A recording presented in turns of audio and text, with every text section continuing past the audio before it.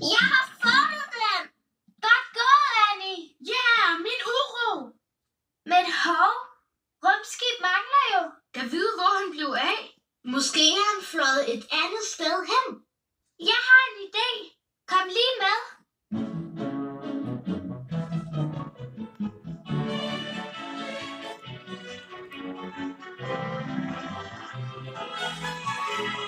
Den flyvesang fik rumskib til at flyve rundt og rundt i regn. Prøv at trække babyuroen op, Leo. Måske vil sangen få rumskib til at flyve tilbage til os. Vi er på vej til alvor til leg. Her er kodeordet. Babyuroen lyder ikke højt nok. Jeg kan hjælpe til. Leo, træk den op igen.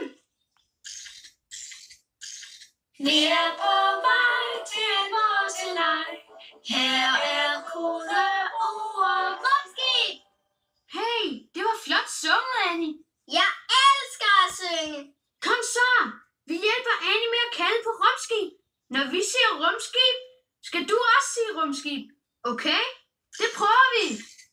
Vi er på vej til alvor til leg. Her er kodeordet rumskib. Vi ser på ting og kommer vidt omkring. I det røde rumskib, rumskib. Jeg tror ikke, rumskib har hørt os. Lad os prøve igen. Bare meget højere. Kan du synge meget højere? Meget, meget højere. Okay, super. Når vi siger rumskib, skal du også sige rumskib. Vi er på vej til alvor til leg. Her er kodeordet rumskib. Vi ser på ting og kommer vidt omkring.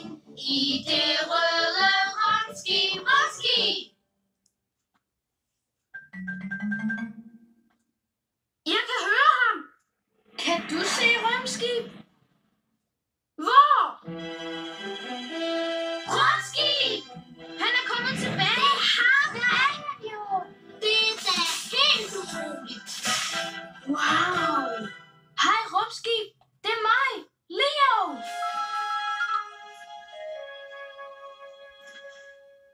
Nej, rumskib, hvor er du altså blevet stor? Han siger, at vi også er blevet store.